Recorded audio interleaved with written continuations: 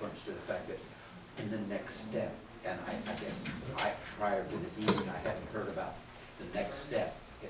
What do you envision? The next step is just required by state law. Every 5 years you review your comprehensive plan, and then you review your zoning ordinance. And it seems to me that 2015 is when the zoning. So this isn't all by the standards that we used in the past. I think it's light years ahead of what it was, say circa 2000. And really, I'm the one who day to day sees what kind of problems developers are having with lot sizes, lot locations. Do we have enough multifamily? And really, in the recession, there hasn't been a whole lot of interest, so there hasn't been a measurement of it. But in this case, having seen their development plans or their strategic plan for the whole area, I can say that this is tailored to work there. And applying it to the old industrial park, I think it'll work there too, because the buildings are already large. There's not vacant land. So when you say next step, is it we're talking 5 years from now or 6 months from now? Oh, I'd say within 2 years they should pick up the comp plan and say, is this still relevant? Okay.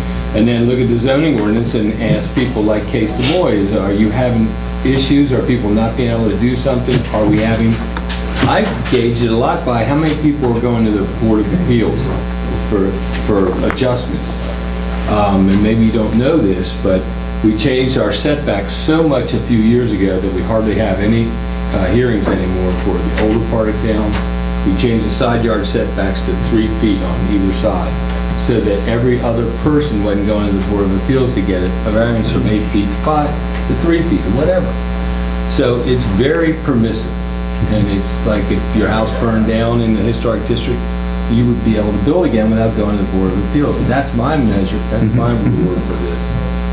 Anyway. I think we're getting a little off track here, but the short answer is every 5 years, the Planning Commission reviews the comp plan and the zoning ordinance, and they make adjustments as they feel are necessary, and then it comes to us for final approval.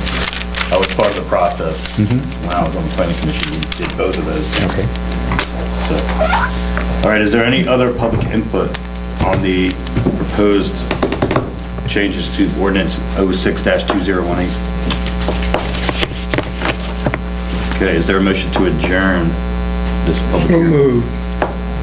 Is there a second? Second. All those in favor? Aye. Any opposed? All right, we're adjourned. 7:25 p.m. We will start the next meeting in 5 minutes. Order. 7:31 p.m. The first item on the Mayor and Council meeting agenda this evening is to approve the minutes of the Mayor and Council meeting of November 5th, 2018. I would move that we accept the minutes as submitted for November the 5th, 2018. And we'll second that. All those in favor? Aye. Any opposed? Let the record show we unanimously approved the minutes. Operating funds on hand this evening for the town of Chestertown for unrestricted use is $1,311,837.57. Our remaining restricted use funds for the ongoing marina revitalization is $254,553.53. The next item on the agenda is the payment of the bills. Is there a motion to pay our bills? I make a motion that we pay the bills. Second. All those in favor? Aye. Aye. Any opposed? Let the record show we unanimously agreed to pay the bills, which brings us to our first guest speaker, the Honorable Jamie Williams from Kent County Economic Development Department.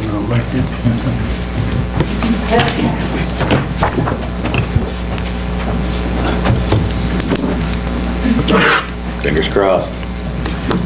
They just shut down again already? You know what? Oh, there you go. Technology's just not very good, so I do have paper copies. Okay. So, most everybody knows me, but I'm Jamie Williams from Kent County Economic Development.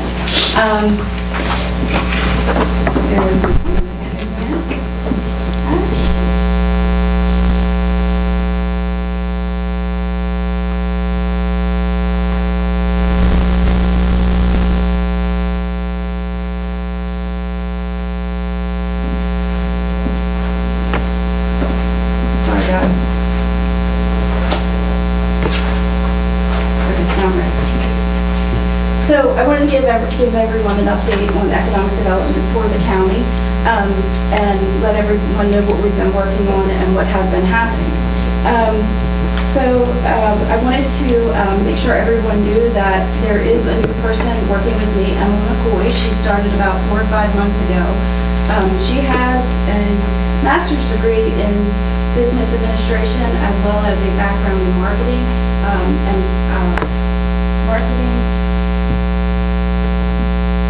and it's been great to have her because she complements my skill set as well. And we're actually getting a lot done. I had a lot of things that I wanted to accomplish and just didn't have the time to get accomplished. So a lot of that is happening. We'll talk about some of that as we go on. We also have a Washington College intern working with us as well through the Washington College Innovation Internships. So the internships, we actually worked with Washington College, it's been 3 years ago now, to have college students actually come out into the community, work with our businesses, work with our organizations, it could be a nonprofit, government agency, or one of our local businesses.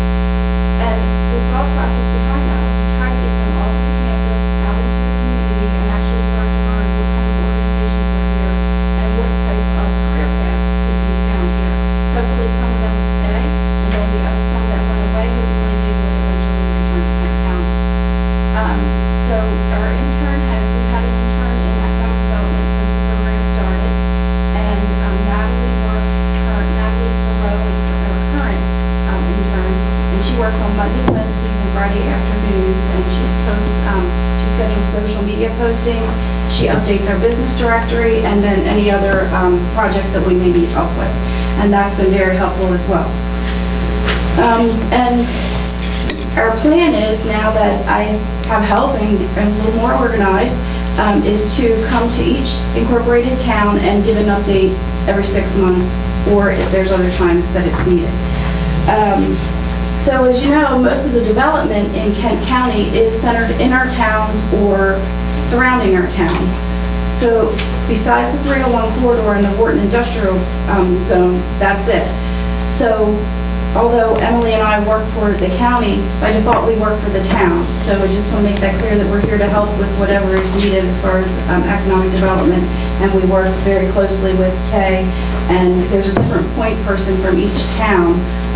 As you know, there's not an economic development person per se for the town of Rock Hall, let's say, but their grant writer, Meg Perry, comes to those meetings and disseminates information.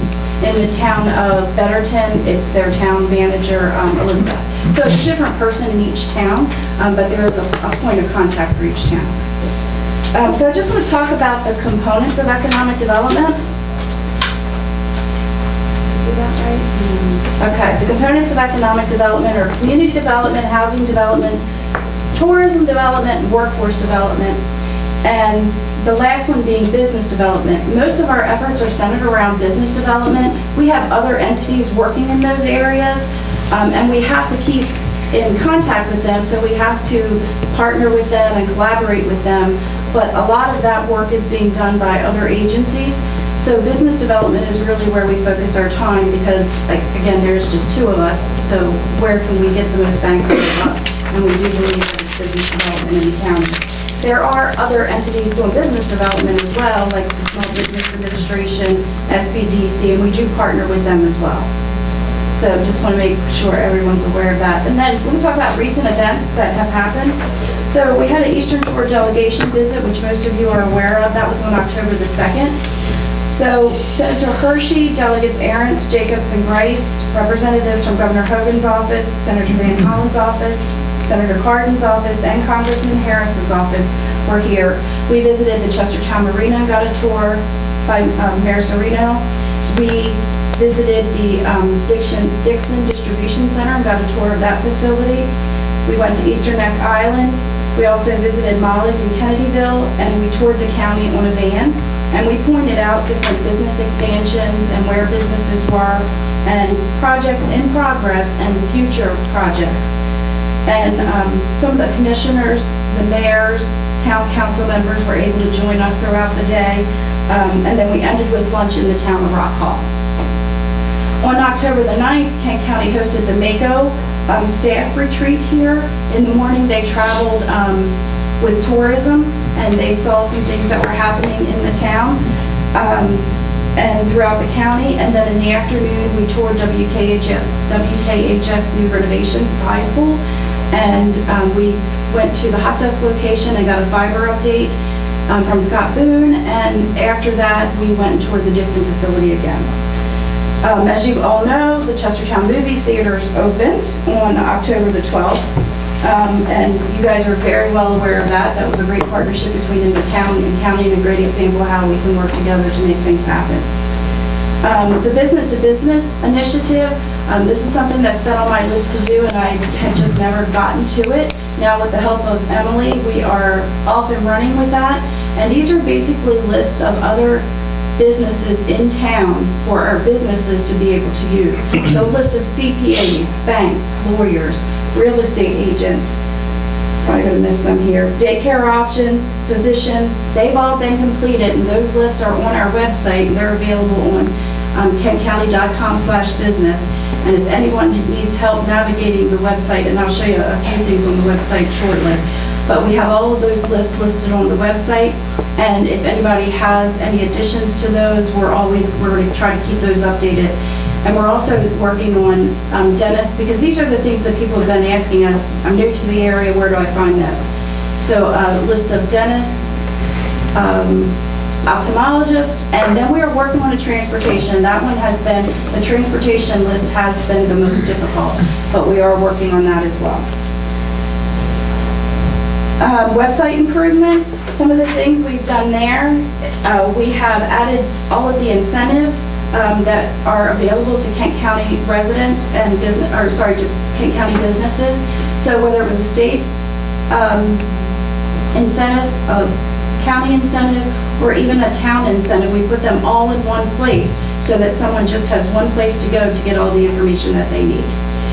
We added the county and municipalities tax chart, and that was a lot harder than you can imagine to get that together the first time. The second time it was a little bit easier, but we plan to do that each year. And the reason for that is when you have a business wanting to come into the town, they want to know what your tax rates are. What's the property tax rate? What is your personal property tax rate? Now, Kent County, traditionally, we don't have personal property tax, but the town of Betterton does. So we have to be careful when we say Kent County doesn't have personal property tax, because if they decide to locate in the town of Betterton, they're going to be paying personal property tax. And, you know, businesses don't like those surprises when it comes to tax time. We've also added the commercial property database, and we've made lots of improvements to that. And that was another reason we had a realtors meeting, which we'll talk about that in a minute, but we need help from our real estate agents as well as from the towns about what property is available to be developed, so that we can start marketing that property to developers or someone who wants to start a business where they are able to do that. Mapping tools are on there, so you can go onto our website and find a piece of property, and you can tell whether it has water or sewer, whether it's planned water or sewer, what the zoning is. You can also tell whether it's in a priority funding area, which matters for incentives, whether it's in the enterprise zone. So all of those things play into it when you want a business to locate to the area. So we've added all of that as well. We've added links for employment opportunities for our major employers. So all of our employers that had 100 employees or more, we've added links to their website if they had a website for employment opportunities. So because in the 4 years that I just started my 5th year doing economic development for the county, I've heard over and over, can't find enough employees. So trying to figure out how to help our employers meet that need. And we thought that might be one way to help. And so it's kentcounty.com/business is where you'll find all of these tools for businesses. On November 8th, we held the realtors meeting. We had about 35 realtors. We had 10 presenters from 5 different departments. We had 5 representatives from the Kent County Public School System. And the agenda included economic development, incentive and tools, education highlights, planning and infrastructure updates, and open discussion. We really wanted everyone to hear all the great things that are happening in the school system. Unfortunately, all we hear about are the negatives And, you know, the positives aren't talked about, but there's a lot of great things happening in the school system. So we talked about those. And we heard from them that they want to do that regularly, at least once a year, and maybe in about 6 months, we'll do another one where we leave more time for open discussion. Because there were a lot of people that wanted to talk, but I was trying to keep on track and make sure that we honored the agenda that we had offered. We've been working with IT to promote the KentCountyHotspots.com. And I do want to show this website to you guys real quick. So KentHotspots.com. If you go to that website, it will actually show you where all the hotspots, and this is free Wi-Fi offered to citizens. Where is the mouse?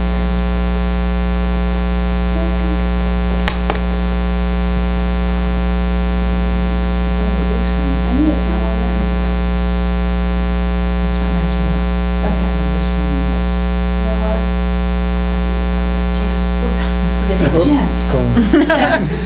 I'm not good at going through them. So there are basically, there's 13 hotspots that offer free public Wi-Fi throughout the county. And so we understand that education is the most effective way out of poverty, and offering the free public Wi-Fi access for students, it just gets us, levels the playing field a little bit more for the children that can't afford it at home.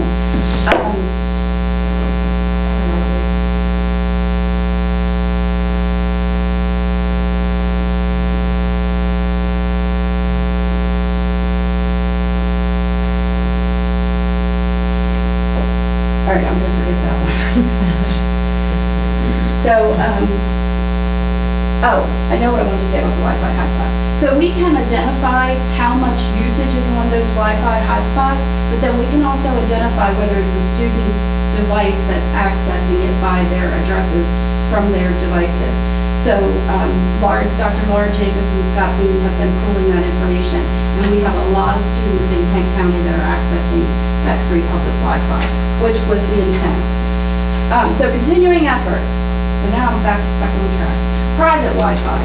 So one of the things that we want to do is identify and promote businesses who welcome students, and we've created a little sticker that we can have the business put on their front door that says welcome students. McDonald's is a great example of that, but there are others, and we just need to identify those. So Emily and I will be working on that. Emily has actually designed a brochure, and all of the ads that were in the Kent County News and in the Tidewater Trader about from citizens for Kent County Public Schools, all of those ads have been incorporated into a brochure. It's 12 pages, and we're going to have those professionally printed so that they can be widely distributed. But they were given to the realtors in digital form as well as a print copy, because realtors really are the first face of when people are coming either to move into our community, to purchase property, to be a resident, or whether it's a business wanting to locate in the town and county. We're also working on 2 short Kent County videos with Andover Media in Galena. One will be used for our website, and the other will be more focused. The website one will be more focused, and then another one will be a little wider focus that will go on our social media channels to drive people to our website to find out more about Kent County. And those should be done in January. We also, with the videos, there's also a video that was done at the Kent County Learning Center in Rock Hall, and that is on the Facebook page for Kent County Economic Development. So if you haven't seen it, please check it out. It was just really nice to go down there and see all of these children come in, they get a snack, and then there's volunteers there that help them with their homework. So and that's all, they're all mentors and volunteers. And just their smiling faces, it was a really nice thing I'm glad I got to go down and shoot that part of the video with them, because it was really refreshing. Proposed reduction of fees conversations. Cindy Genther started an effort with the town of Rock Hall talking about the possibility of reducing allocation fees by 50% for 2 years. So we started these conversations, and we know it's a lot more complicated now than we thought it was in the beginning. But the conversations still need to be had to figure out what can we do. We talked about it at the November EDC meeting, and there was a lot of input from the audience, actually, which was great. Some why you shouldn't do it, but then other suggestions about how possibly you could offer some relief to someone wanting to build a house in the county so that we could spur some growth. So we're continuing those conversations. County on hold messaging, we developed some on hold messaging at the county. So if you call 400 High Street, you get put on hold, you will actually hear some stats about the county, like did you know? Manufacturing represents 27% of the wages earned in Kent County. That type of informational messaging is out there. And some of our incentives are listed on there and it says if you want more information, visit the website, that type of thing. So business expansions, most of you know about these, but I just want to go through them. So the first one is Dixon on Talbot Boulevard. We all know about the Chestertown Business Campus, but Talbot Boulevard was a pretty big expansion too. It was 28,000 square feet to their existing warehouse. Then we have the Chestertown Business Campus. It's moving along. The distribution center is nearing completion, and they're currently installing the automation equipment there, and they expect that to be open in the spring of 2019. Actually have their staff in the building in the spring of 2019. KRM Development and KRM Construction are scheduled to break ground on the new Dixon headquarters in the next 2 months. And Dixon recently committed to building a 100,000 square foot manufacturing building on that site as well. So Dixon is going to take care of the 4 buildings that are specifically for Dixon's use first, and then they're going to decide when they're going to do the speculative space and the apartments that they've already gotten approval for. Then Lamont Chemical. Lamont added 8,700 square feet. Creativille Fibers, they actually got final site plan approval for additions to 3 of their existing buildings for a total additional 23,000 square feet. Gillespie, they're almost finished with their office building, which was 6,000 square feet, and they also now have approval for a 16,000 square foot expansion to their production facility out on 291. And Jim Gillespie said business is good and we want to be prepared. Shore Distributors, they added a 4,300 square foot, and that's another one that's kind of tucked back there behind the college, so a lot of people didn't even notice that was going on. WCTR, they added an FM frequency to their radio, which will reach more listeners, but it also helps our businesses that advertise with them reach more customers. So we were happy to hear that. Bad Alfred's Distillery, they opened in October of 2015, and they're adding a microbrewery and event space. And the good thing about all of these expansions, good thing and the bad thing, I should say, good thing and the bad thing about all of these expansions is that they are using local contractors, professional services. It's a good thing.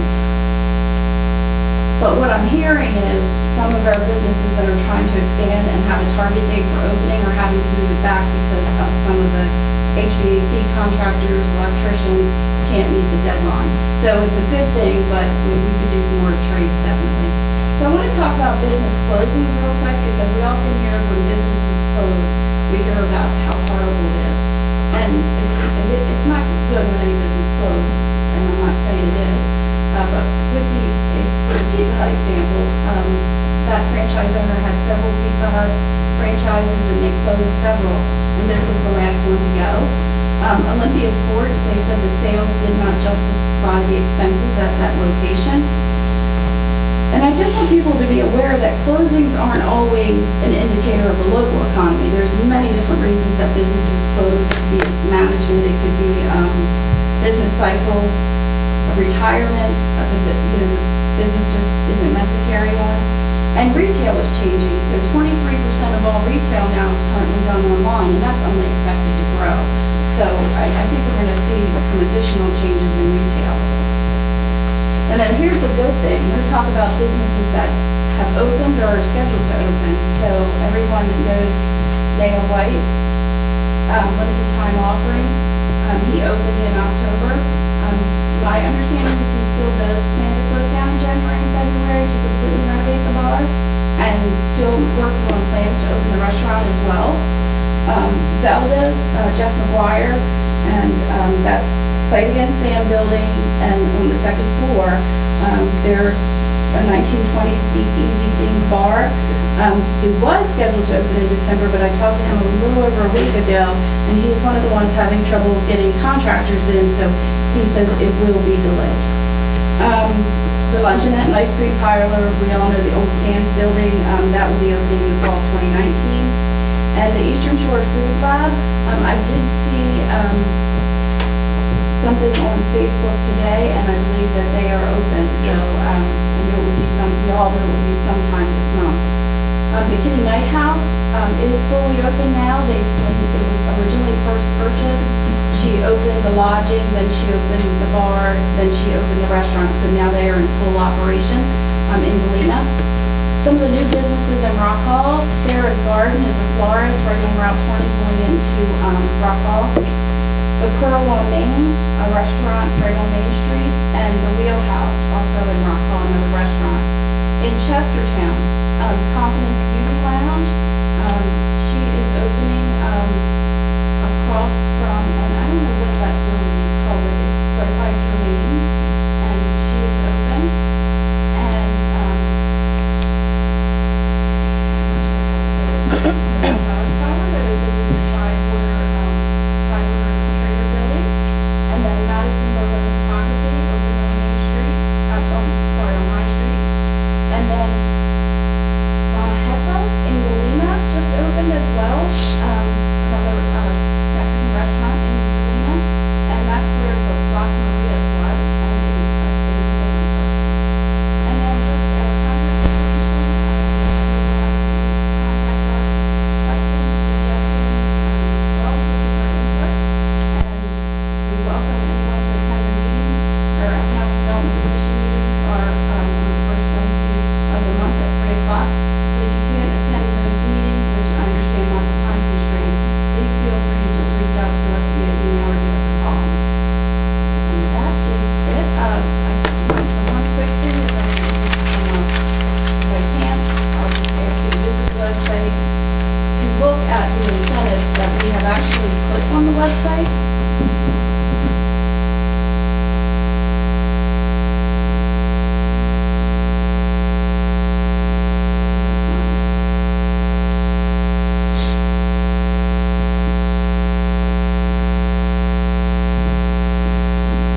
For some reason I'm having trouble scrolling and it doesn't. But if you go to the incentives on here, all of the business tax credits as well as the innovation internships, there's information on there about them. We're not going to be the expert on every one of these tax credits. The opportunity zone is another one that's been a really hot topic. But all of the information is here on the website, and if I could scroll down, you'll see the opportunity zones are down there. We have a map for Chestertown Opportunity Zone, as well as the Maryland map with all of the enterprise zones and links for additional information.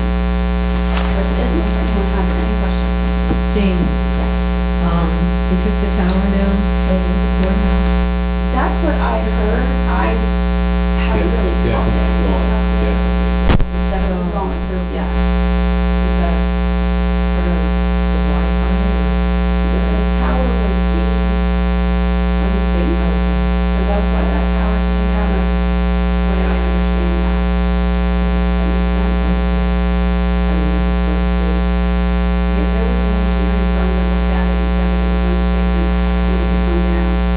I know the county made, a multi-million-dollar investment in the fiber optic network, and that was promoted as a very important economic engine for the county. Are we, as a county, starting to see any economic returns in terms of new businesses specifically coming here because of that 1 gigabyte service? It's a very good question, and have we had any come just for that specific reason? No. But I can tell you that I have a meeting with the state in early December with CEOs of companies that are looking to put data centers in Maryland, and Kent County was asked to come and speak to them. So it's a good sign that they're starting to recognize that we have this infrastructure here and that we are now starting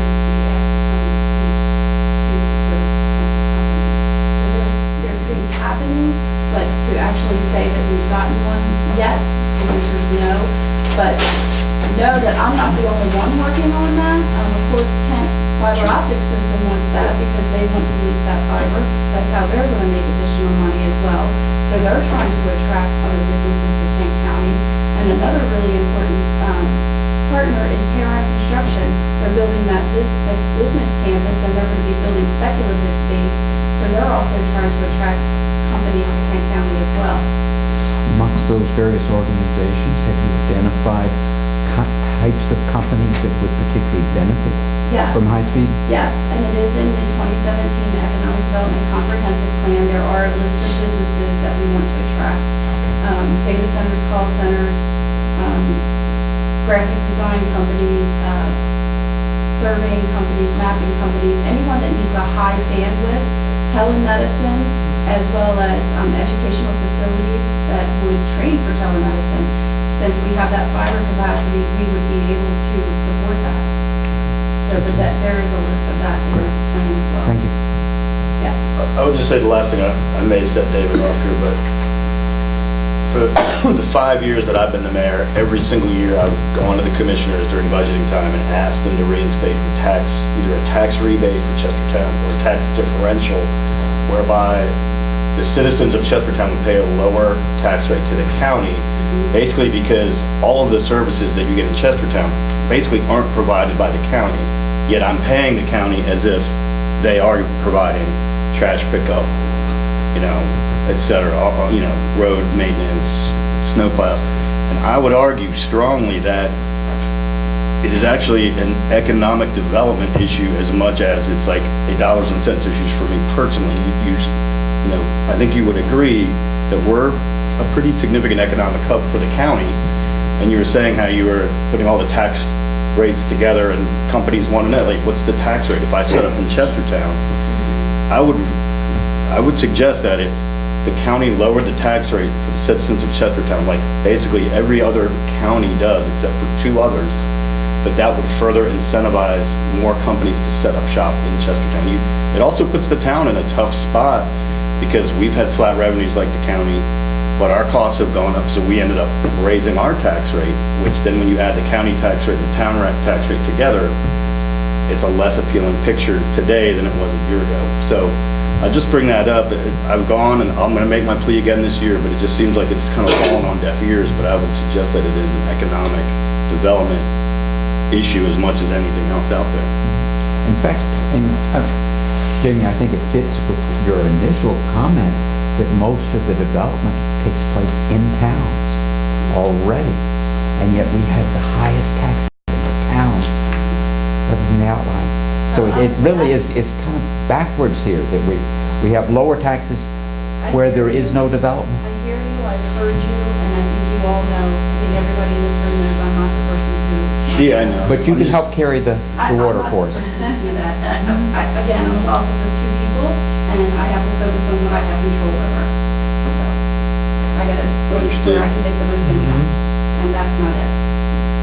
All right, thank you.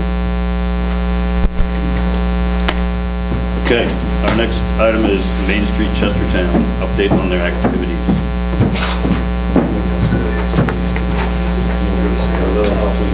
Did you guys got yours down, Jamie? Start signing. Paul Heckles, I'm here this evening as the president of the Main Street Chestertown Board. Thank you, Chris, for inviting us to welcome this opportunity, and I think the timing is good. We're at the point now where we think we've got some good stuff to talk about. We'll all agree, but I think we'll talk. So Kay and I will tag team this. I'll kind of do the background, the structure, a little bit of our organization, and then Kay will take you through explicitly activities and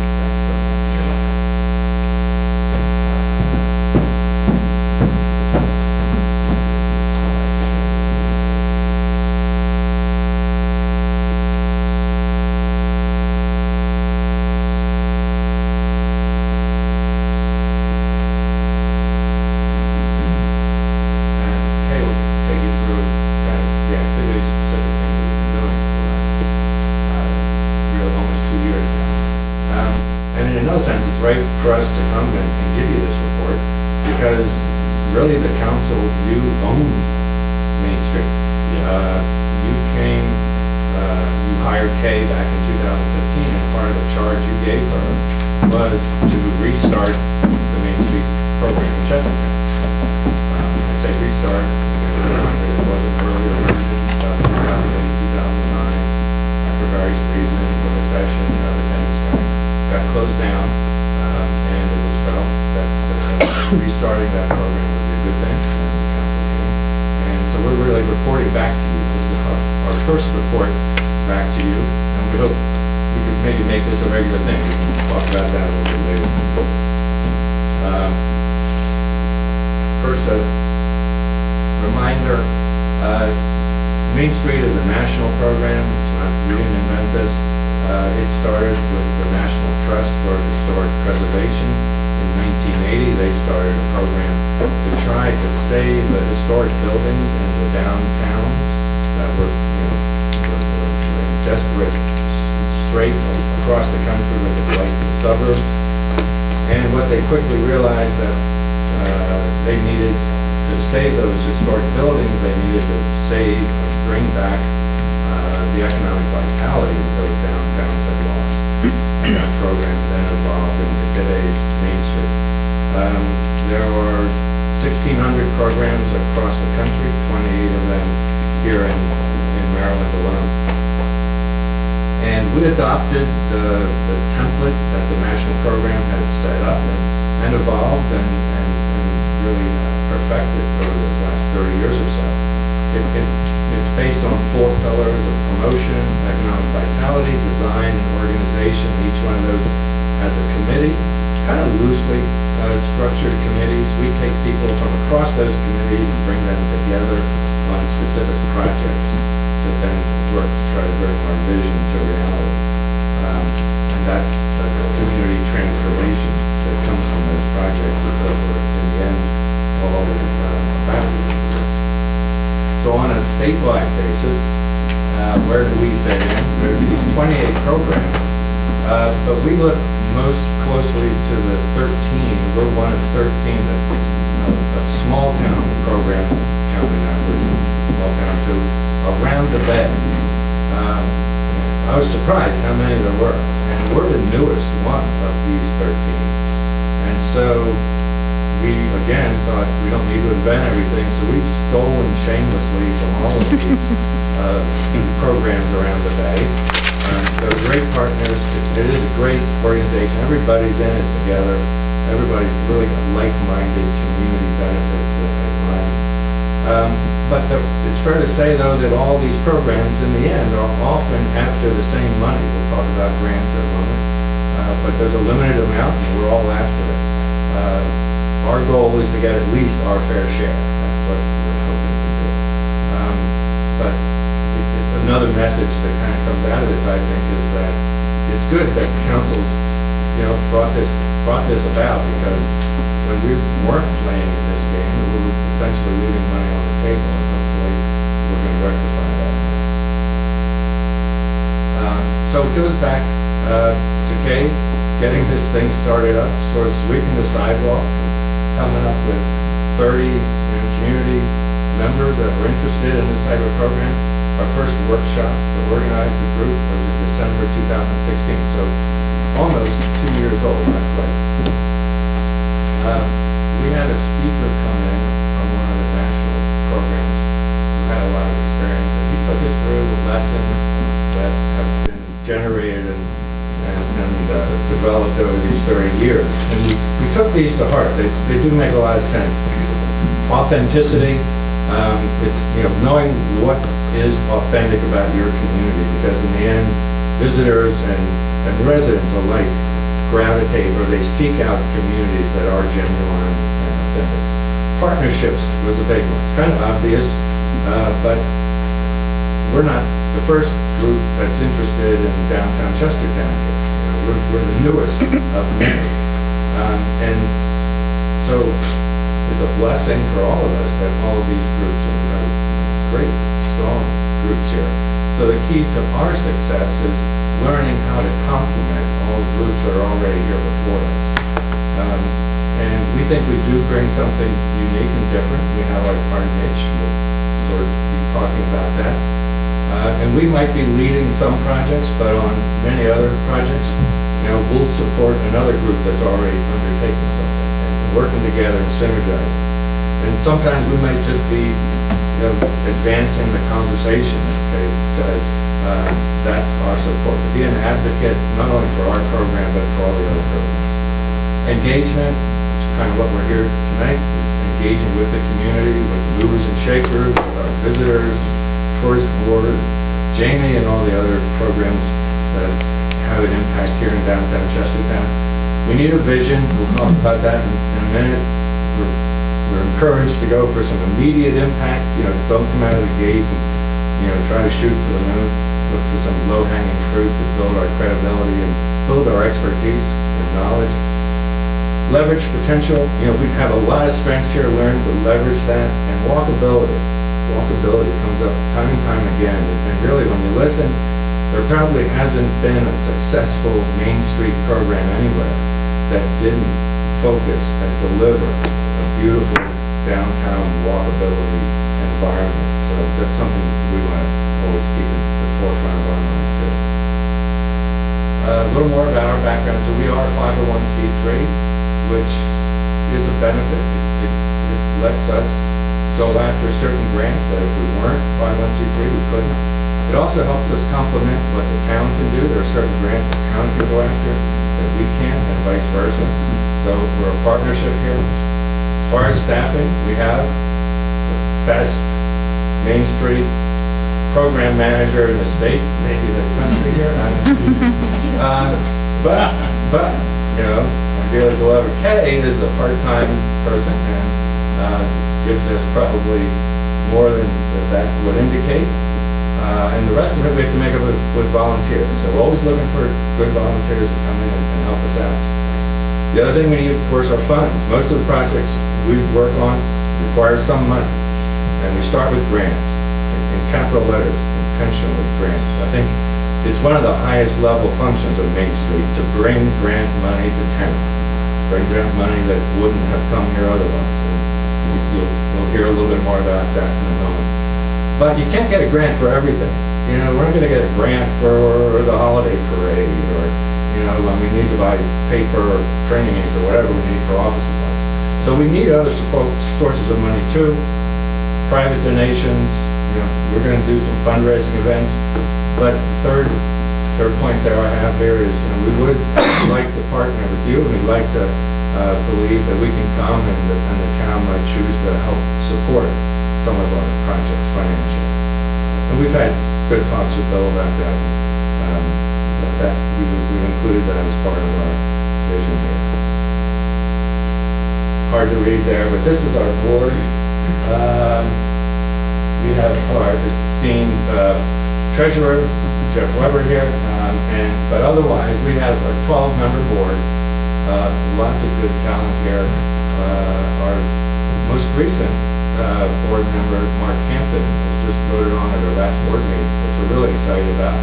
Mark is back at Washington College as the VP for Strategic Planning, and he has graciously agreed to join our board, so we think that's going to be a great win for us. Geographically, to define Main Street, we have to talk about this because we are limited. Our focus is the historic district. And this came, we didn't actually make this up, we just adopted this from the previous Main Street program. It is similar to what Main Street usually does in those towns, is focus on the historic district if there is one. So it has its pros and cons. I think the pro, it gives us focus. We are the downtown historic district. And I think it's very appropriate for us at this point. It does say we don't get involved really directly in the movie theater or other things outside of the downtown. But I'm one that believes anything that we're successful with downtown, the benefit flows to the rest of the town and to the rest of the county. I believe, Chestertown is an engine for not only Chestertown itself, but for the whole county. So we had to come up with a couple of items that kind of helped us as a group define what is our vision, what do we want to be, how do we define ourselves, and how do we define where we would like to go and bring to Chestertown. Our first thing was a tagline, so we came up with this. We think it's ownable. We think Chestertown is the best Eastern Shore life that you can get. It's, we think, unique and says what we wanted to say about where we see Chestertown. We then had to come up with a vision and a mission. I'm just going to read this one. So our vision is historic downtown Chestertown is a welcoming and vibrant waterfront community where people of all ages are drawn to live, work, shop, and enjoy recreational and cultural activities in a beautiful setting. That's up to meeting to meeting, and you can imagine how these things go. Probably all went through that. I think it's pretty concise, and I think we hit it pretty close. And our mission then for Main Street, to arrive at that mission, to that vision, is to foster an inviting, diverse, and prosperous downtown. But this is something, I get stopped on the street and ask, well, how is Main Street different from DCA, and what is Main Street doing? And you can't stand there and recite your mission and vision. This is kind of my 10-second elevator speech. We work to enhance the Chestertown experience. Anything that enhances what we all love about downtown Chestertown, Main Street would be interested in getting involved in and helping it happen.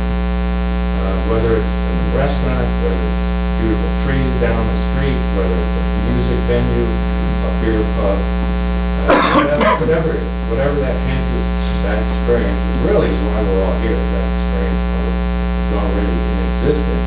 We want to enhance it. So we took all of that and said, okay, we got to eventually get to some specific projects. What are we going to do? But before we got to the project level, we said, let's set some high-level goals. And we came up with these 4 goals. And I'm going to highlight some of the key words there. Goal number 1 is around the number and variety of downtown businesses. How do we get more and more successful businesses? Number 2 is around activities, educational, cultural, entertainment, and recreational activities. And that's to please our residents and also to draw visitors to downtown. Number 3 is around the physical nature of the downtown, streetscapes, waterfront. How do we create more inviting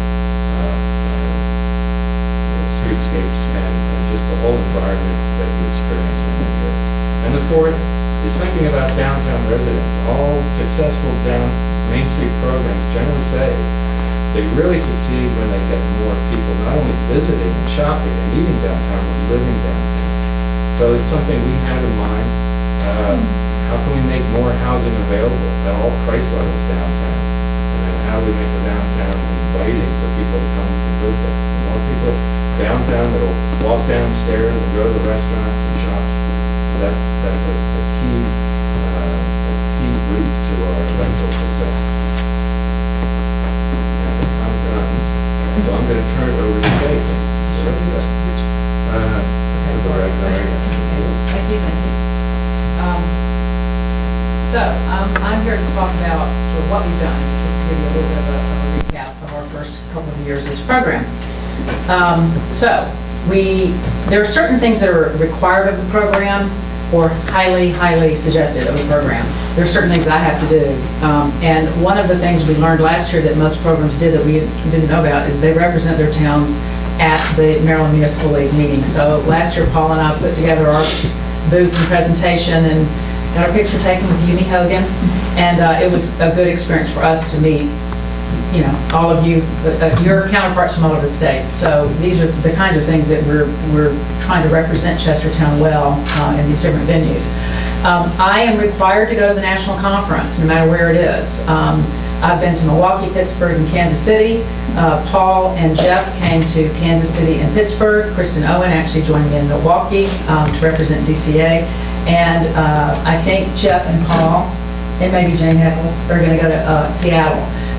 Importantly, I know last year, as part of the town's contribution to Main Street, we got reimbursed for the coursework, the $500 registration fee to go to all of the courses and classes, et cetera.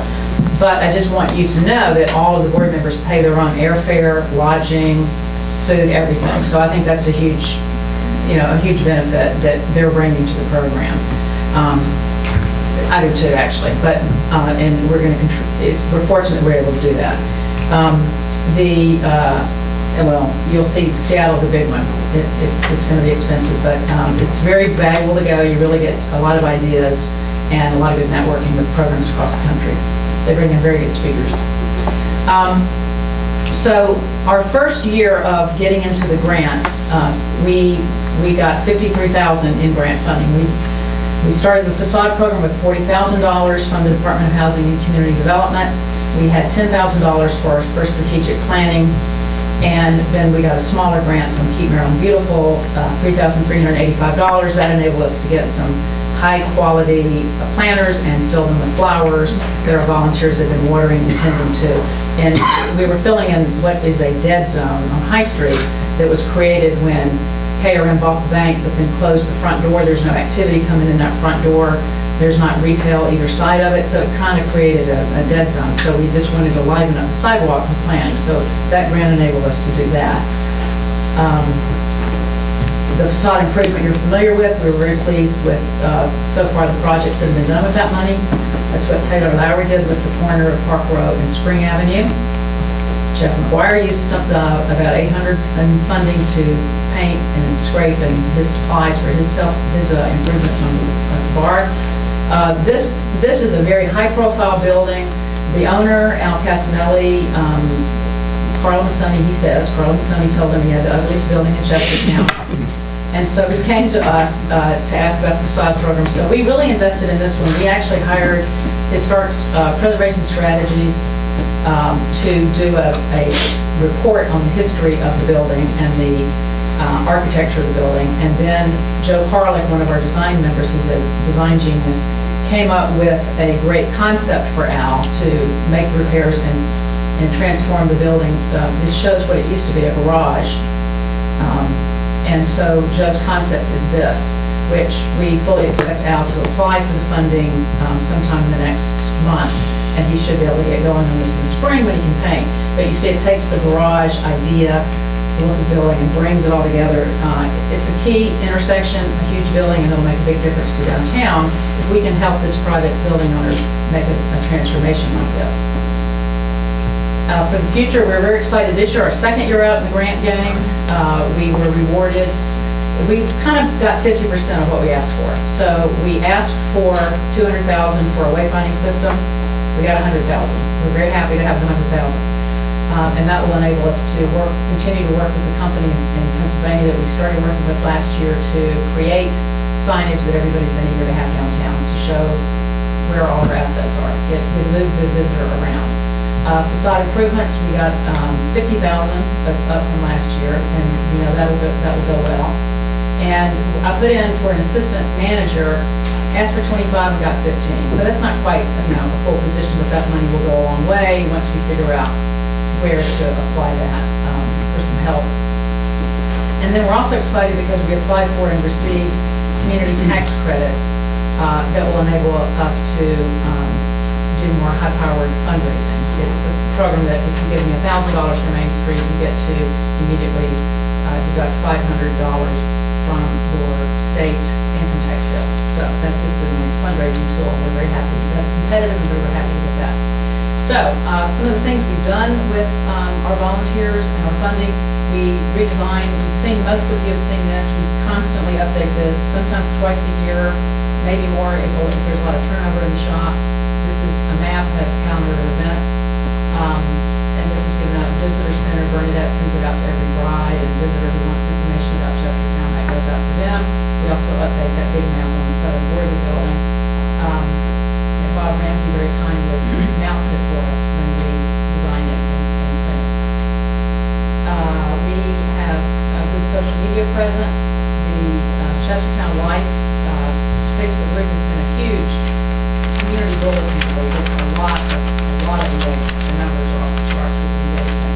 great place for somebody to say, hey, anybody know why electricity's off, or anybody ready to plumber, or haven't seen the pretty lights down or whatever. So really nice store. We also are looking to improve our Main Street Chestertown website that we got them launched, and it's a work in progress. We'll do it at the beginning of the year. We worked with Washington College to make a downtown shops to sell college swag.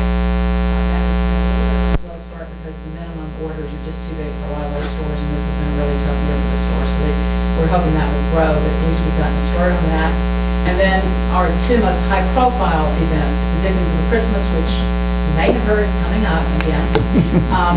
That has just been a wonderful way for the community to come together and create a winter event.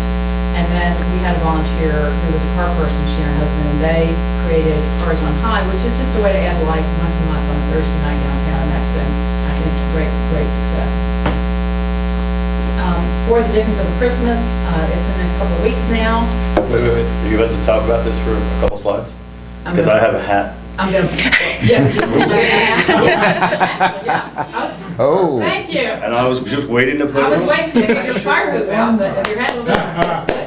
Thank you, Mr. Mayor. Yeah, he's right. So we're bringing back the some, popular fire some dancers button from shop last year. for me. Last year we had 35 dancers.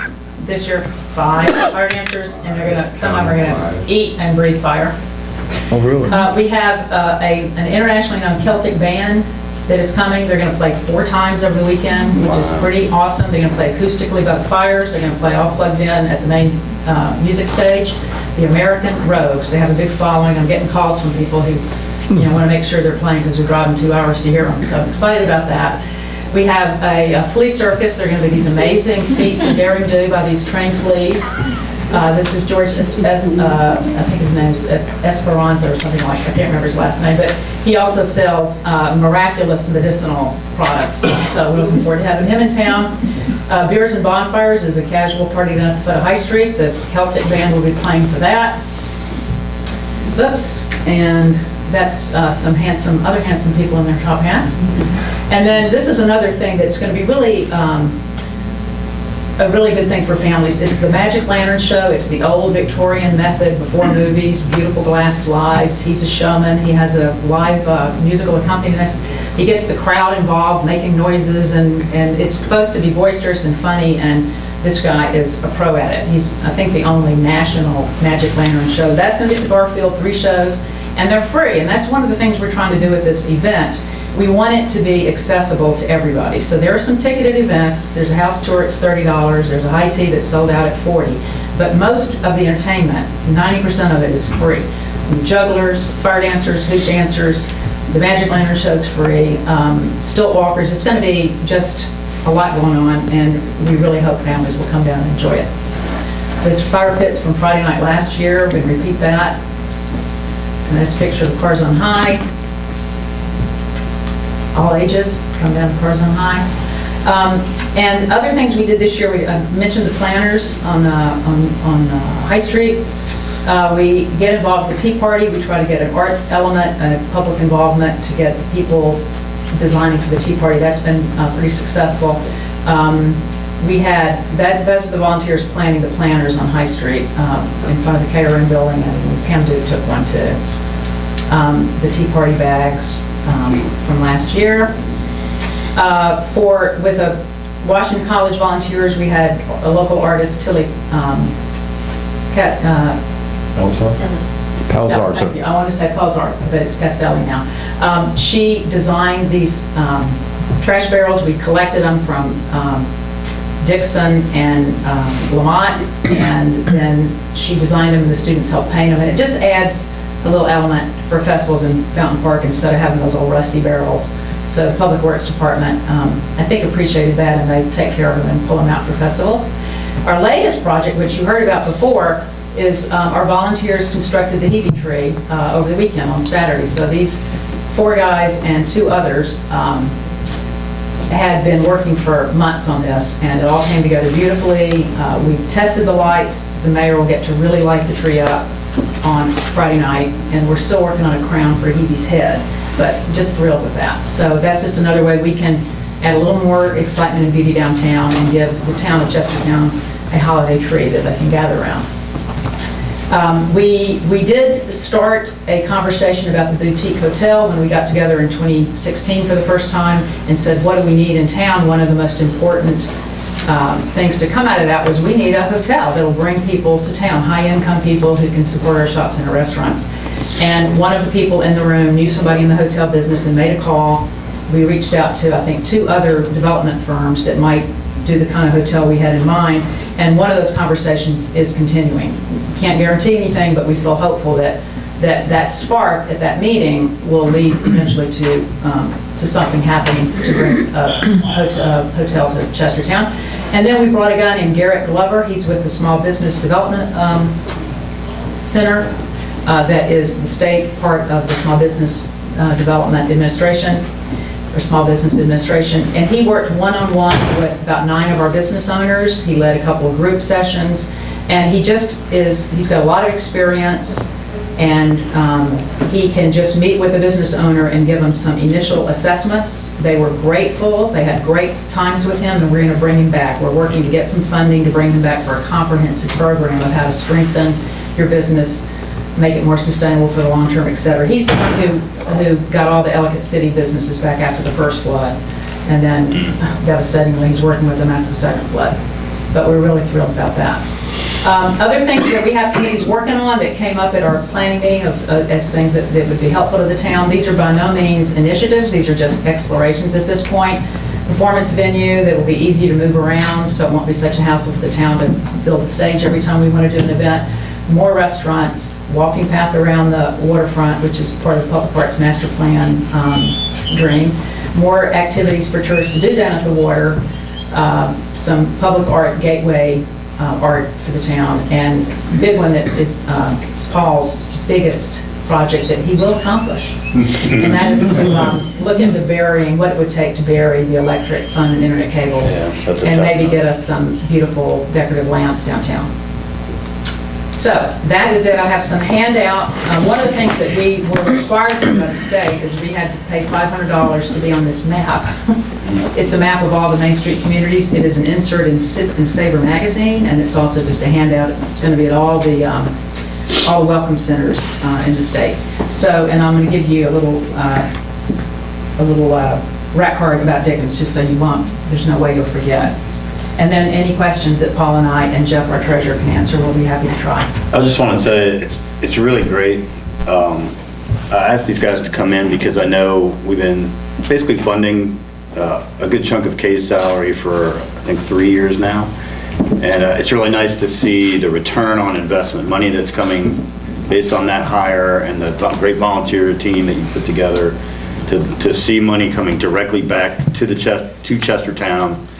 It's a great return on investment. You mentioned over $200,000 in grants in the last couple of years. Mm-hmm. And you're starting to see tangible results on the streets with facade improvements, the planters, but also like the Dickens Festival. That pumps a ton of money into town over the course of a great 3-day weekend.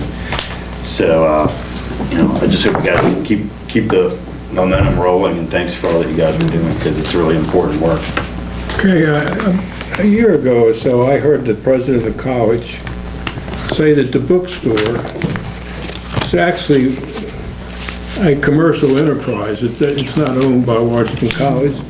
And the question was, couldn't we move it downtown? Has there ever been any movement? There's been a lot of talk about that. Barnes & Noble does run the campus bookstores. It does for a lot of campuses now.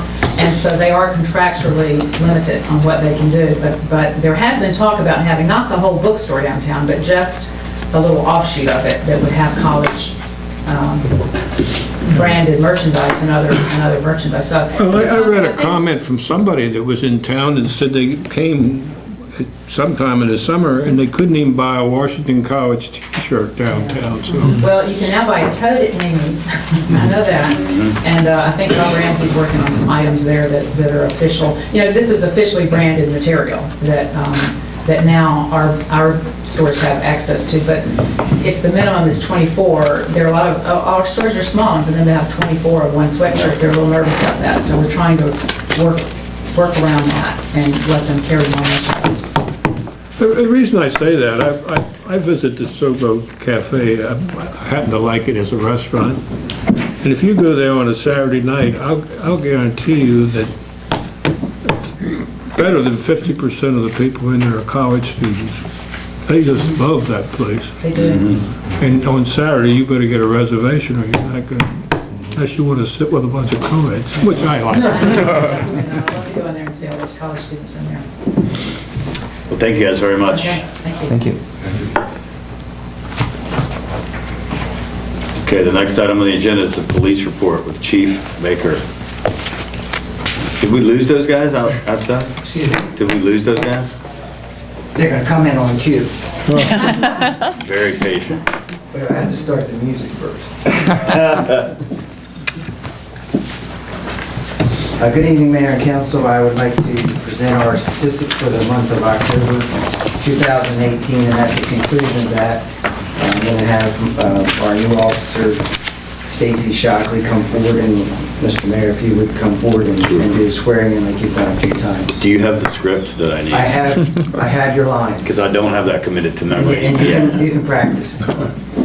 So anyway, with October, we had 360 hours, which was 17% of our time in administration. Our criminal investigations were 200 hours at 11%. Our accident investigations were 8 hours at 1%. We had 910 hours of vehicle patrol, that was 48% of our time.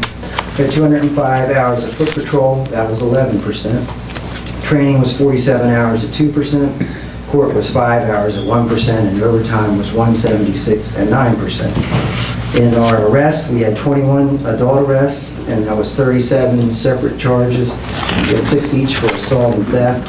We had 4 each for bad checks, FTL, and trespassing, and 2 each for credit card fraud and MDOP, 2 for FOA, and we had 1 each for disorderly harassment, obstruction, resisting arrest, and 1 escape.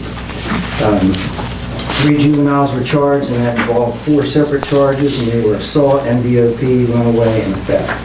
We had 10 Part 1 offenses, and we cleared 6 by arrest and 4 by exception. We had 17 Part 2 offenses. We cleared 15 by arrest and 2 by exception. In the month of October, there were 22 motor vehicle citations issued. There were 175 warnings issued, and there was 125 red speed tickets. Before we move off page 1, I'd like to comment. Yes, sir. First of all, I appreciate the fact that we hit my magic number of over 10% foot duty. We got 11%. Yes, sir. If my math is right, we closed all the cases. You got 10 by arrest, and 10 Part 1s and 6 by arrest and 4 by exception, so that's 10, and the same with Part 2. So Yes, sir. that doesn't always happen. No. And then we go down to speed citations. I've never seen it that low. Was the camera broken? Yes, sir, and that's, it wasn't broken, but what you might notice is that when you buy there, there's a box about the size of this podium, a metal box on the ground level, and that's what has been functioning to house the camera for about 3 years. Before that, it was actually a vehicle, which had to be moved back and forth. Now, there is a device up on a pole. I saw that, yeah. And so during that month, the transfer from the box to the pole resulted in some downtime for the camera. So it really wasn't operating for the full session. Yeah, that's about 1/4 of what it used to be. Yes, sir. Yeah. But again, now, their trend is, and I think we'll continue. Yeah, it's been going down, yeah. Yes, sir. So, and then breaking down the overtime, we had 109 hours of shift coverage, 9.5 of training, 24 were special detail, 29.5 for extended investigation, and 4 for court. In our ward calls for service, we had 19 in Ward 1, 89 in Ward 2, 84 in Ward 3, we had 95 in Ward 4. Our busiest day of the week was Tuesday, and our busiest time was 8 to 9. Before I bring Ms. Shockley up here, I would like to point out an incident, and really it just was an individual in the month of October. kind of went on a spree, and this is an example, and you've heard me say it over and over, please lock your cars, please lock your houses. We have 8 different incidences, and they were either burglaries or breaking into vehicles, resulting in a shotgun being stolen, hundreds of dollars worth of cash being stolen, purses being stolen, wallets being stolen in those wallets and purses, credit cards being stolen and used, ultimately a purse stolen with keys in it that the suspect used to take the steal car. I am pleased that after about the first incident, we identified the subject. We got warrants for his arrest, but he did flee to New York, where he is arrested right now. And so he's locked up on charges up there. He has waived extradition, and we will bring him back here and happily serve all the paperwork on him here. But my point is, in 100% of those incidences, the cars were not locked and the houses were not locked. And if it's locked, he just moves on to the next one. So be selfish, lock your vehicle, lock your house, and move into the next one, okay?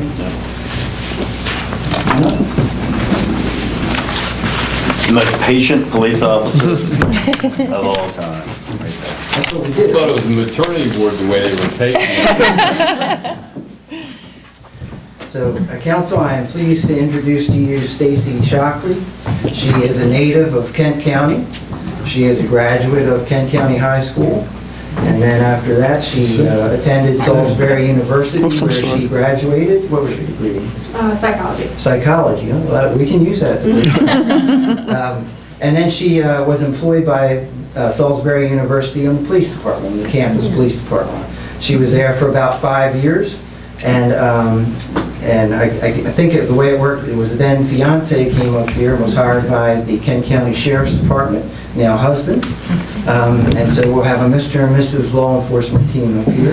They were looking for a way to get back home, so to speak, and we're very fortunate enough that we were able to steal her away from Salisbury University. So she has a lot of local knowledge. She knows a lot of people, so we get a real nice jump start with her right now. That's great.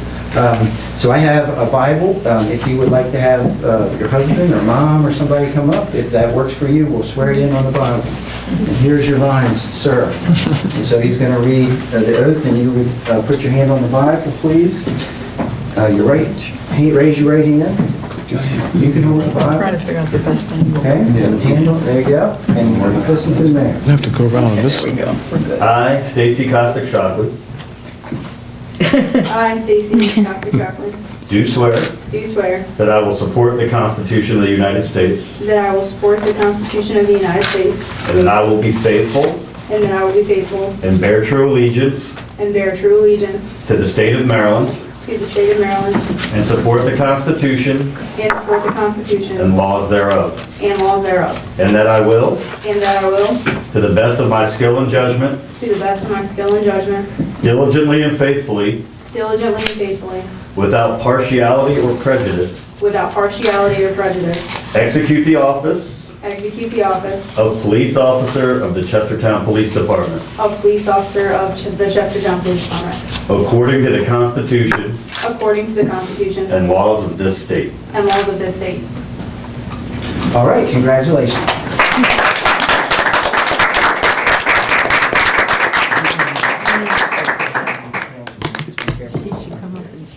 Hi. Yeah, congratulations. Thank you. Don't trip. I know, be careful. Nice to meet you, thank you. Hi, Stacy, congratulations. Thank you. Have you checked in, the sheriff's office can't have a man and wife working for it, right? Thank you, sir. I don't know. That should work. I hope that's true. That's weird. Thank you, sir. I see where you're getting.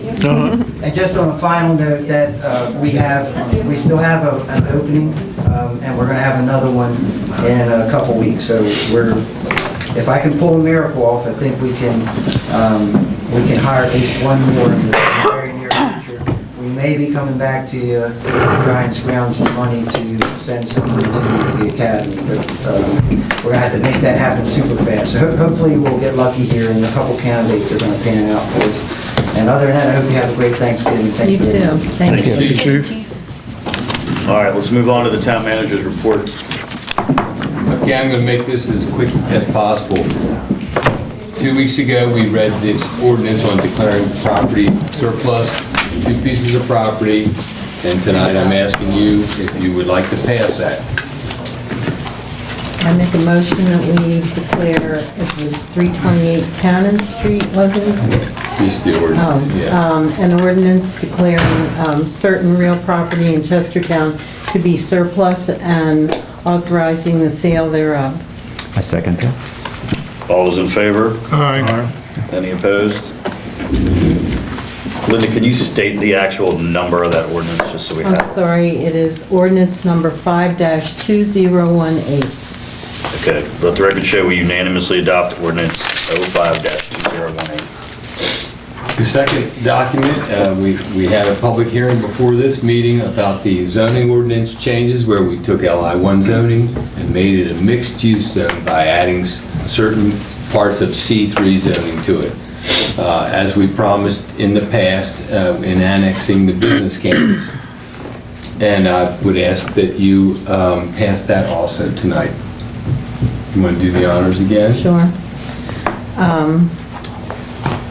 Request ordinance number 06-2018, amendment to chapter 170 zoning.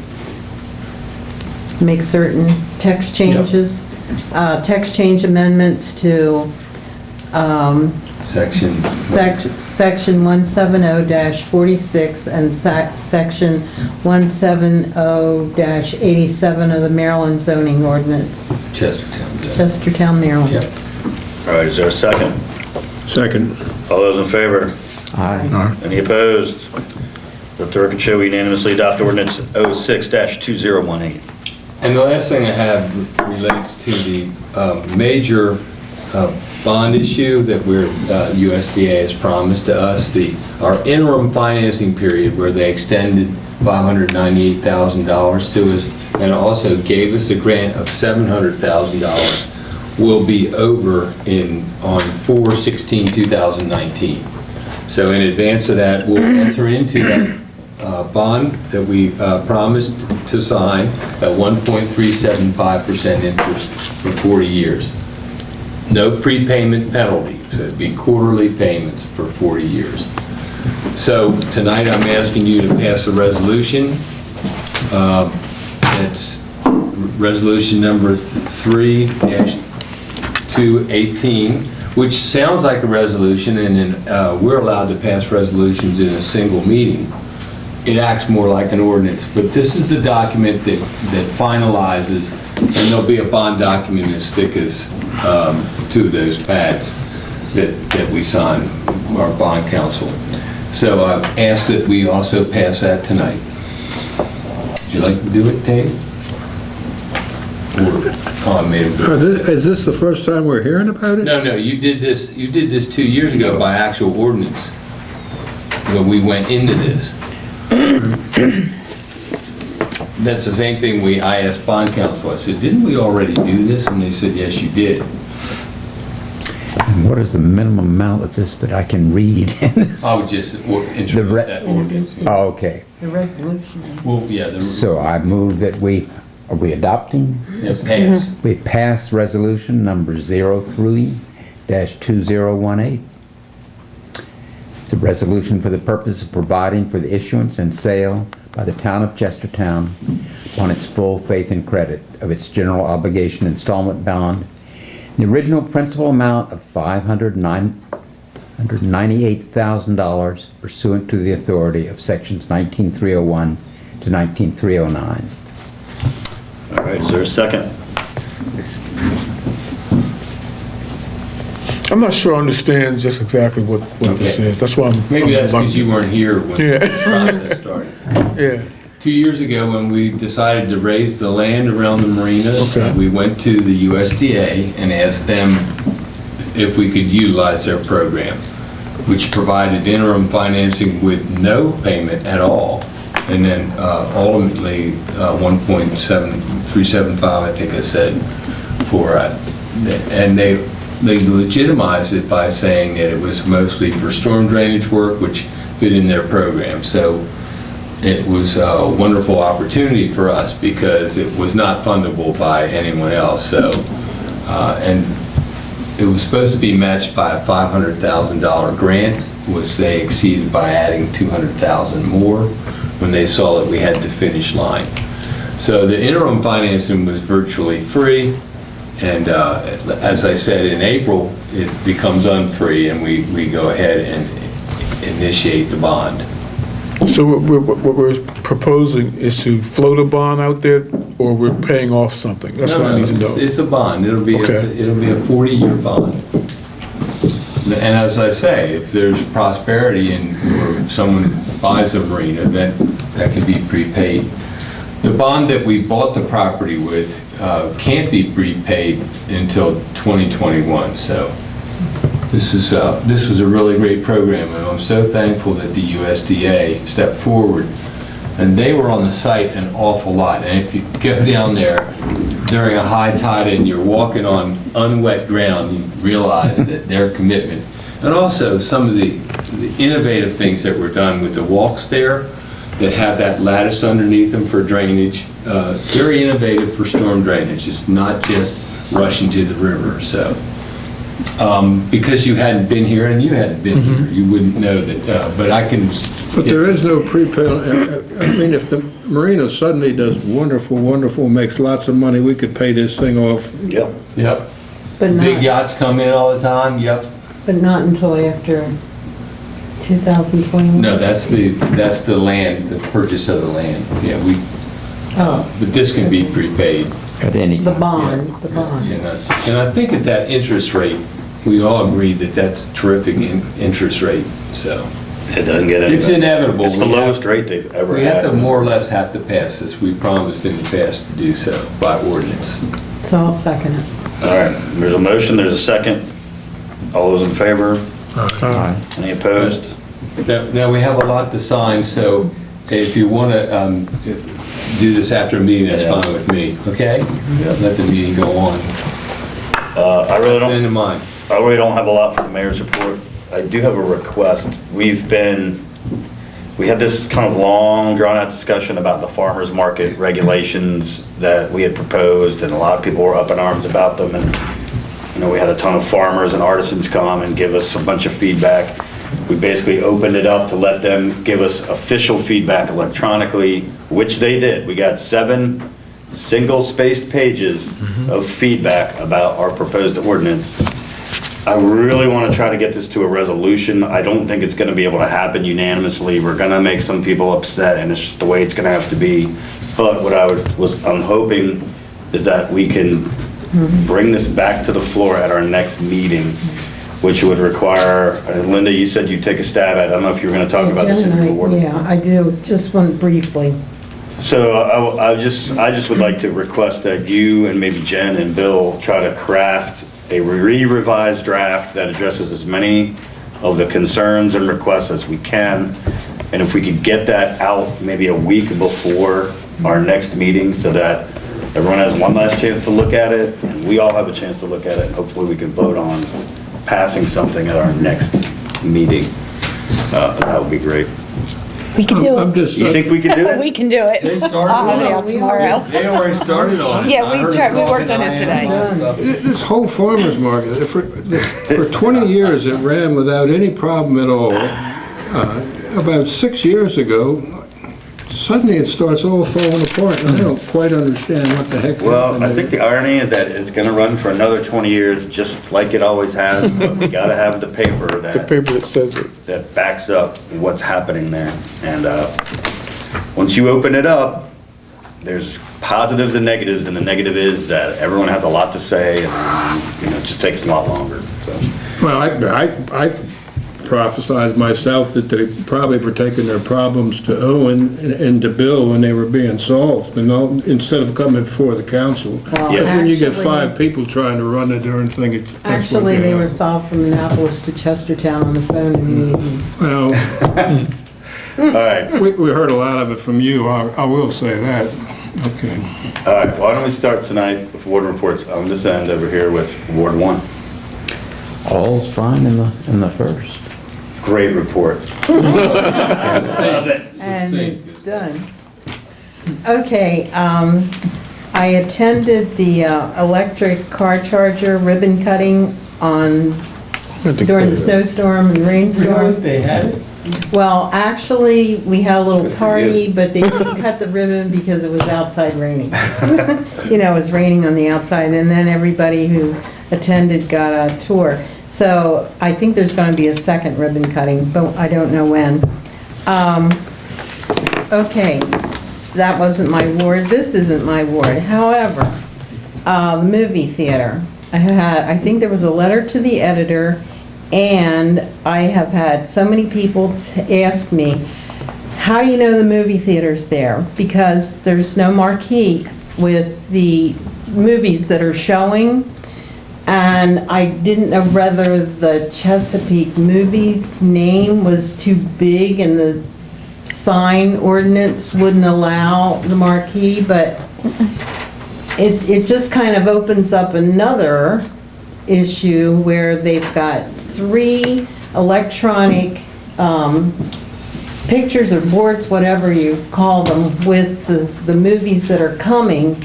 And I think that's kind of a slap in the face to Alec, because he wanted to have an electronic sign in his window, and he wasn't able to do it. And so I've always been under the impression that that wasn't permitted within the sign ordinance. So anyway, we have a $75,000 investment in that movie theater, and I would suggest that somehow you draw attention to it, you know, by whatever means, you know, they can afford to get the movies listed on the outside like Chesapeake 5 movies had. I can actually find that ordinance that the Marion Council passed allowing the movie theater to have that. So they can have that too. I mean, It's really the private sector. yeah, I mean, it's on them to promote their I own. know, You didn't but apply I mean, to I don't mind for it. contacting them, but this is not really the forum for me to do that in. I understand. Okay. I'm just telling you, you know, there was a letter to the editor, and I've had, I don't know how many people say, how do you even know the movie theater's here? And I'm just thinking, you know, our investment in that building. The other thing is they need to trim the trees around the sign. It's really engulfed in all those Absolutely. trees at the Well, I very, think they at the were- stoplight. But again, it's a private sector. Then another, with Kay, I can't wait to see Casanelli's, you know, facelift. And I noticed quickly on your sign that it had Bad Alfred in the middle. So I'm hoping that signage there will be permitted too, you know, when he. Yeah, it passed the Historic District Commission, so he's got the right, is that what you mean? sign? Yeah. You really want to start another big signage Well, debate. I started on this almost 6 years ago. Nothing's ever been Two signs changed. with one, so the square footage works out. Good. Done. You just Great. passed some stuff tonight on sign. Okay, now let's get to the farmer's market, and this is just really quick. Jen and I took all of the suggestions today, and we took the farmer's market rules and regulations proposal. I'll just tell you a couple major changes that we made. Instead of nonprofits, we did change it to local community organizations, which was a suggestion during the meeting. Took non-commercial out of the rules and regulations. And then at Bill's request, because people had complained about having to shovel downtown if it snowed, at Bill's request, we said that there will be no market held on any Saturday that is that it's snowing due to the insurance liability issues on the part of the town of Chestertown. And then, let's see, it was non-commercial. So you're gonna put that in, what you're gonna bring to us? It's, well, when Jen fixes it, you know, I mean. My worry is that if it is actively snowing and cars are going down Cross Street, that's a state road. Well, I agree with you. I'm Vehicles just saying, fly we're hearing it now, we're gonna get to read. That's not even Right. something that we can prevent. That's And if correct. it's snowing and there's 3 inches of snow on the ground, I don't think that's the time to hold the farmer's market. No, I've been down there when Make it was myself a big ice, target. but, anyway, this is just what I wanted Excuse to me. ask, if we could do this before the final decision. We put in it that, vendors from Kent, Queen Anne, and Cecil counties, and then, we had an issue with, cars parked in the vendor parking spaces, because you got that email.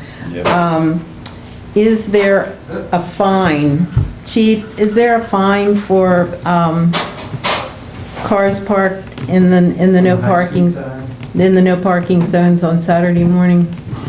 I don't know if we have that yet or not. Okay, Bill, is there? What's that?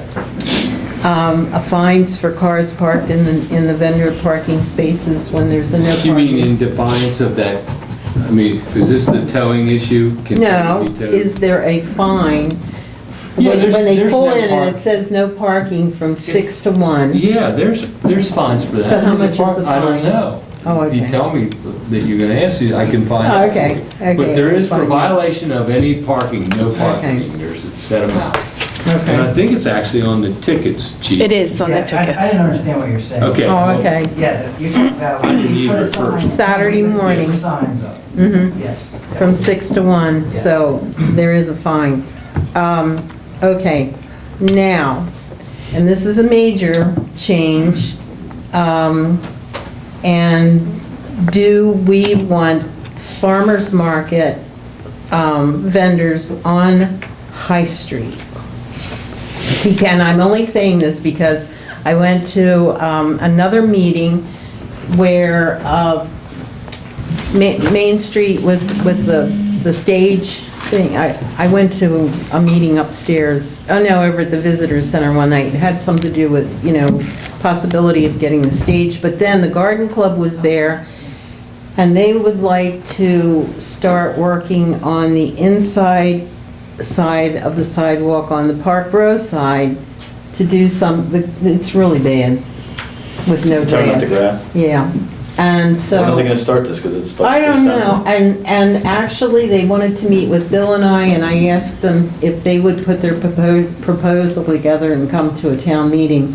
But if we could, the next market season, get them off of that grass. But not only that, it's a narrow walkway there, too.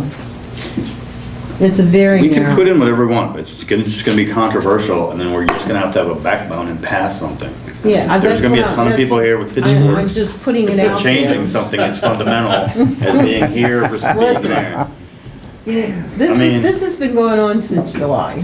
I thought Yes. that I'm aware of that. I thought that the interior farmers would I think the idea was we thought they would like that because the complaint was that they have to lug all their That's stuff. exactly right, and inland. that's how a lot of this started.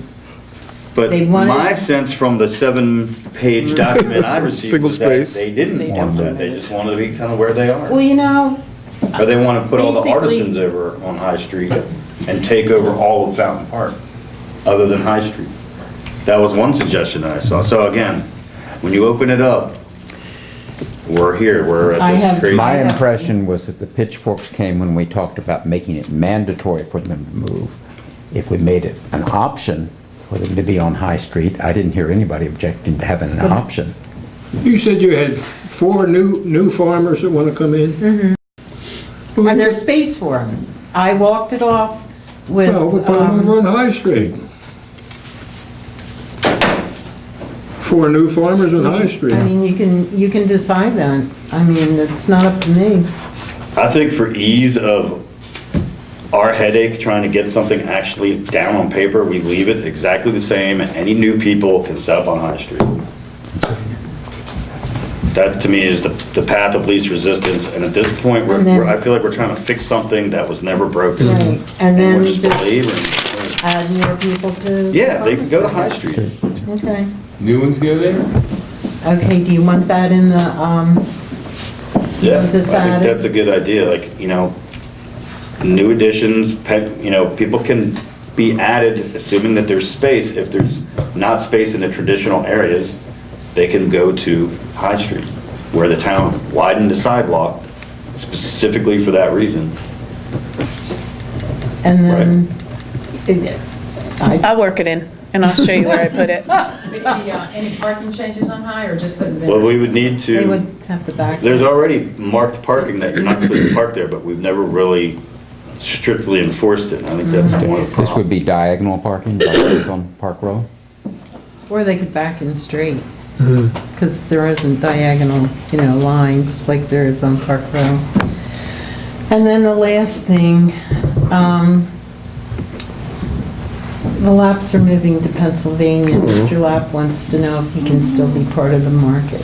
I think he can be grandfathered in. I think so. It's an I told him, I institution. said, you have my vote, because they take up the most spaces, and they are the, kind of like the anchor. They've been there forever. Yes. His lap is pal spelled backwards. All right, so can you guys work on getting a draft together and? Yeah, well, we have this, and so I guess if Jen just adds that to it. I have notes to write it down. I'll find a spot and then I'll tell you where it is. Okay. And I'll get the rest finished. What else you got, Linda? I think that was it. All right, I'm moving on. Moving on. But does this mean we will vote on this on the? Yeah, we'll send first out the meeting draft in that's December? changed. Hopefully we'll get it Not the electronically hotbed of about a week activities. before the meeting. We'll all have a chance to actually look at it, and then we'll try to pass on. I'm quiet. Go through this all again. I don't know. Ward 3, Ward 3 what's going on? Ward 3 has been busy talking to business owners out in my neighborhood who are concerned about their development and their lifestyle out there. So I had mentioned when I first came on council about the development of a Third Ward Business Council, and from talking to different people, I see that coming together. Great. In the coming year. Other than that, we are fine. And once again, congratulations to the owners of Confidence Beauty Salon, who just had their grand opening. I think it was this weekend. Cool. The Third Ward is a low bed of activity this week. I plan on taking every bit as much time as Linda did, so you Yes. guys can just sit down. Go ahead. No, You're gonna talk about the dog park? you didn't hear me, did you? What? Come on, I haven't said we're bigger dog than park. this, guys. Come on. Come on, guys. But I have an opening. I said I wouldn't use it if you wouldn't rinse in the farmer's market. You never go by the farmer's I'm market. about to gavel you. Okay, here we go. I just want to pass on while you're here from the county. Even though it's a county function, it's in our town, and we used to donate to it. I just want to pass a few kudos on to the Jackie Adams in the library. Yes. What a terrific asset she's been to the community and to the library. It's Yes. changed so much. It really has evolved to be a great asset to us. I go to their bookstore and buy a few books and read them and then turn them back in the next year. It works fine for me, but it doesn't for my wife, because she reads 2 books a week and she wouldn't be able to carry that many books out. But they really are very, very accommodating. It's a great location. It's more than just a library. It's so much more. And she deserves an awful lot of credit for that. And I also want to bring up the fact that this is a purple tie, and it has to do with the fact that the Ravens won yesterday, not by much, but they won. And finally, this is a personal comment, James Joyce had to have had a gardener, because I spent 4.5 hours raking leaves today, and he thinks that the loveliest thing in the world is a tree. He just didn't rake any leaves. And that's all. I rake 3 hours on Saturday. All right, before we wrap up, I also want to mention, Jen scribbled this little note for me. A great annual holiday tradition will be this Friday, the day after Thanksgiving, when Santa Claus comes to town on a big old hook and ladder. The hours of the event are 6 to 8, right there at the intersection of High and Cross. And I believe Santa's arrival time is slated for 7 p.m., barring unforeseen weather delays. And I believe we'll be lighting, You'll be lighting. The new at tree. 6:30. should I wear my Tree top light hat or too. should I just save that for It the, wouldn't hurt to wear the top hat. all right, I'll consider it. That's Saturday, right? Friday Friday. Oh. And then the parade is on Saturday Parade. at 10 o'clock. at 10 a.m. sharp. And I think we're supposed to be judges for that, are we not? Yeah, Yes. did you all respond to Kristen Owen in the email, whether you would be judge or not? I answered her.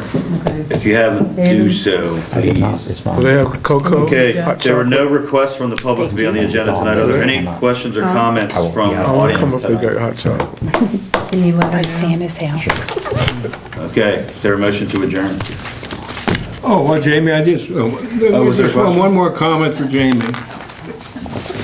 We used to donate to the library. You Yes. give us back our deferred or what do you call it, the Tax tax differential. That's not the thing. And I'll put in That's a not a motion thing. that we put your money back in our budget, so. All right. Library's a There's no- worthy asset. Okay, is there a motion to adjourn? So, I make a motion that we adjourn. Is there a second? second. All those in favor? Aye. Any opposed?